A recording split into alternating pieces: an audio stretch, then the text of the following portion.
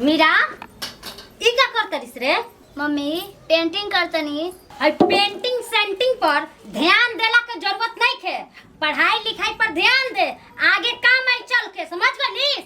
आई दे painting कर यहाँ।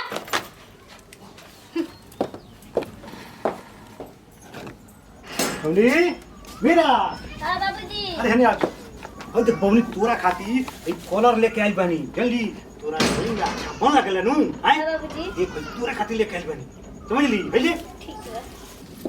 देखो अच्छा से पेंटिंग करी हो पेंटिंग में तारा नाम करे के बस समझ लू ए रउआ के क बार कहले बानी ई सब लिया के एकरा के मत दी। ई पेंटिंग सेंटिंग में अभी सजुरा जाई त पढ़ाई लिखाई पर कब ध्यान दी? दे रहे ने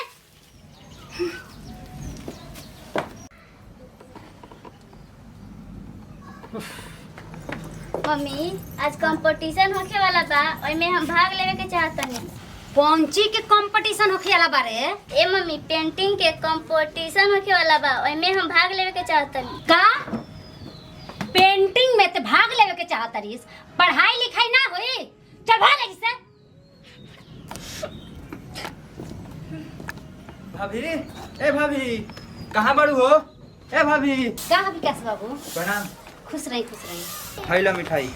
विकास बबुआ ई कैसन मिठाई हो जी? यार लइकवा डांस में बिहार टपर आइल बा। हाँ ए जी नाचे में राउ लइका बा जिला टॉपर आइल बा, यही बात पर रउआ मिठाई बाटतनी वो नचनिया बजनिया के काम पर। अरे पढ़ा लिखा के डॉक्टर इंजीनियर बनावे के चाहिए। भाभी रुआ का कहतनी डांस के कोनो नचनिया बजनिया के काम ना ह, उ एगो कला ह। लइका सन के जौना चीज में रुचि बा वही क्षेत्र में ओकनी के जाय देवे के चाहिए। अमिताभ बच्चन, शाहरुख खान, सलमान खान, अक्षय कुमार वो लोग के गर्जियन रउआ सोच के रही तो मान के चले उ लोग उतना ऊपर गई रहित लो। अभियो से अपन सोच बदली। राउर लड़की जौना क्षेत्र में जाएगा चाहती वो क्षेत्र में जाए दी तबे नु नाम कमाई बहुत ऊपर रह जाई। अभी सोचत का बनी राउर लड़की के भविष्य रउआ हाथ में बा। अब हम जौन कहे के रहतन तो कह देनी, अब हम चलतनी। ठीक बजाई विकास बबुआ तो सही कहतनी, हो ना हो हमरो लड़की कहीं पेंटिंग में चल के नाम करो। हम बहुत बेकार बनी, अपना बेटी के पेंटिंग करे से रुकतनी। बबनी मन थोर कैला के कोनो जरूरत नहीं है। हमरा यकीन बा कि तहार माई एक ना एक दिन तारा टैलेंट के समझी हन आ तहारा के पेंटिंग करे खातिर जरूर कही हो समझ लू। बाबूजी ठीक बा टेंशन नहीं। बेटी मीरा हैला तोहरा खातिर बहुत सुंदर सुंदर कलर लियाल बनी। आज के बाद हम तहरा के पेंटिंग करे से कब्बो ना रोकेम। ला बेटी। मम्मी हम पेंटिंग ना करेम। का ए जी का हो गेल बा बबनी के? कहा जाने ओकरा का बिल रुए समझाई ना ओकरा के। अब तू ही समझाओ हमरा बस के बात। ए जी सुनी ना। ए जी का हो अरे ई का बनाओ तनी? ए जी मोर बनाओ तनी।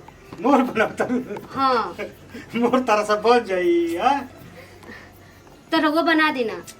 आज तक ले हम कलम पकड़बे ना कोनी त हमरा से के तरफ मोर बनी हो हैं? कोशिश करी ना एक बार। हम कैसे कोशिश करी आज तो धले ही नहीं की तो हैं?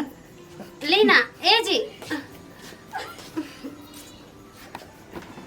मम्मी हाँ? ई क्या करता रू?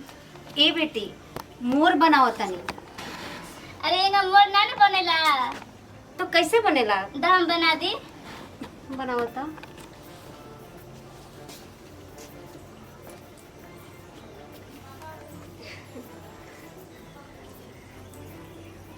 देखो मम्मी एगा बनेला। हाँ बेटी।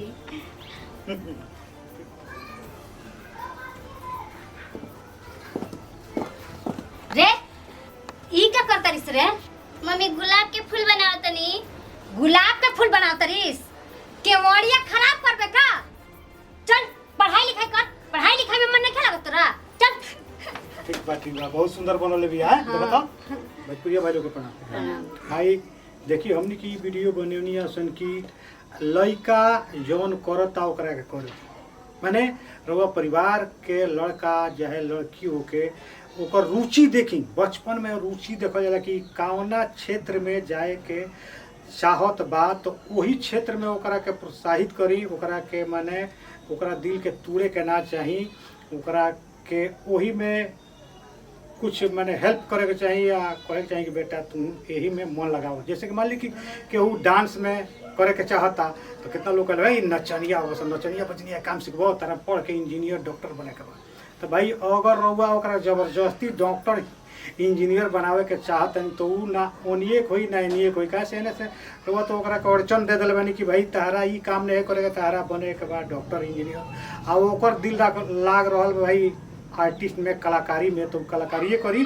जैसे कि हमनी के भाई हमनी के वीडियो बनाओ तनी सन तो लोग कितना हमरा के कहे लो कि भाई अरविंद सिंह नचनिया हो तो हई हो तो हो भाई। कहे वाला के कहे दी कौआ कान लेके जाता तो अरविंद सिंह वैसा है कि कौआ के पीछे दौड़े लोग ऐसा कोनो बात नहीं के। हमरा जौन करे के बा हम करेम, हमरा के केहू ना हिला सकेला ना केहू डुला सकेला, काहे कि हमनी के एगो आर्टिस्ट बानी सन, आर्टिस्ट बन के रहम सन। भगवान से तो मरते दम तक हमनी के आर्टिस्ट ही यानी कलाकारी करे सन। जय जवान जय भोजपुरी सन।